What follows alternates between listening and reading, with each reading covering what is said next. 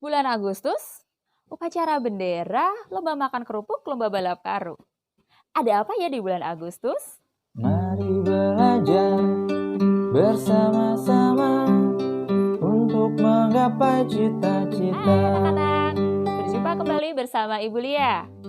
Bagaimana kabar kalian hari ini? Semoga semuanya selalu sehat. Tidak terasa ya, kita sudah memasuki bulan Agustus. Dan tahukah kalian, setiap bulan Agustus, bangsa Indonesia itu memperingati satu peristiwa penting. Peristiwa apakah itu? Ya, tepat sekali. Kita sebagai bangsa Indonesia memperingati Hari Kemerdekaan Bangsa Indonesia dan diperingati setiap tanggal 17 Agustus. Anak-anak, kali ini kita akan mempelajari sejarah singkat tentang persiapan kemerdekaan Republik Indonesia. Sudah siap? Oke, mari kita lihat bersama-sama. Proklamasi kemerdekaan menjadi tonggak sejarah bagi perjuangan bangsa Indonesia.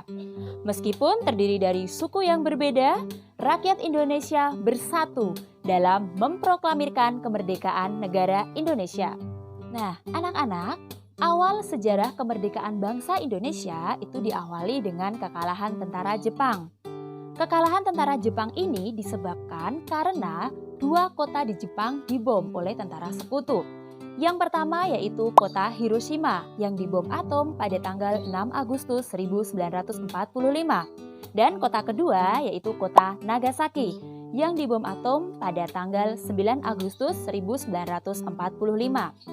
Lalu, pada tanggal 9 Agustus 1945, Jenderal Terauchi memanggil Insinyur Soekarno, Muhammad Hatta, dan Dr. Rajiman Widyodiningrat untuk menerima informasi tentang kemerdekaan Indonesia yang rencananya akan diberikan pada tanggal 24 Agustus 1945. Lalu pada tanggal 10 Agustus 1945, Sultan Syahrir mendengar dari radio tentang dua kota di Jepang yang telah dibom atom.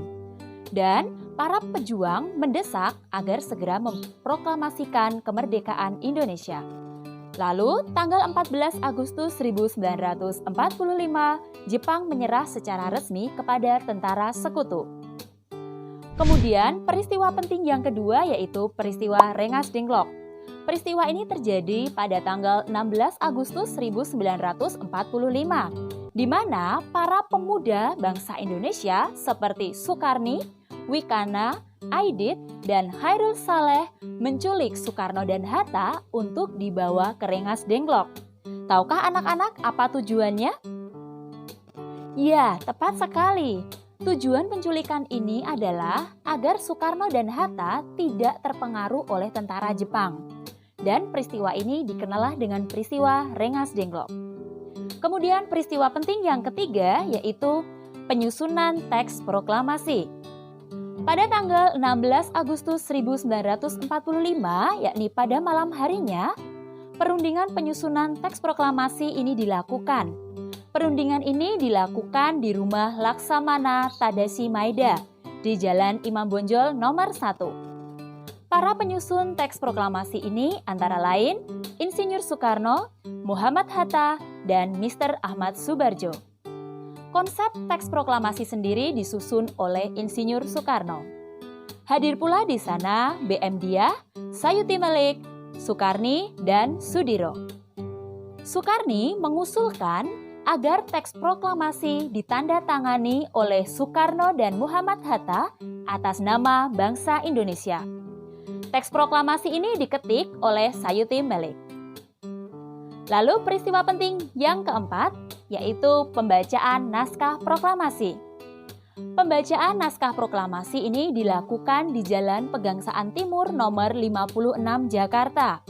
Saat itu telah hadir di sana ada Suwiryo, Wilopo, Gafar Pringgodikdo, Tabrani, dan Trimurti.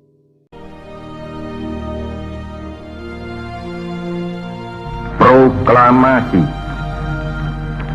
Kami, bangsa Indonesia, dengan ini menyatakan kemerdekaan Indonesia. Hal-hal yang mengenai pemindahan kekuasaan dan lain-lain diselenggarakan dengan cara saksama dan dalam tempo yang sesingkat-singkatnya. Jakarta, 17 Agustus 1945, atas nama bangsa Indonesia, Soekarno Hatta.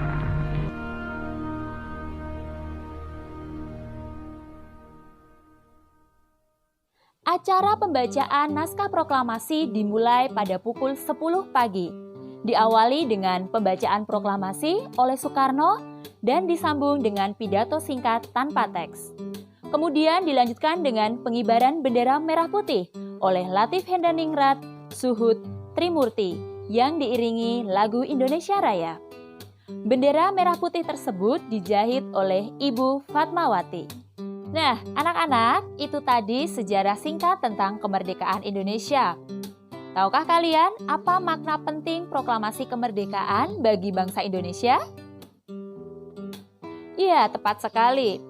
Proklamasi memiliki makna penting bagi bangsa Indonesia. Yang pertama, sebagai puncak perjuangan Indonesia, di mana proklamasi kemerdekaan merupakan hasil perjuangan dari para pahlawan dalam mengusir penjajah Eropa dan Jepang.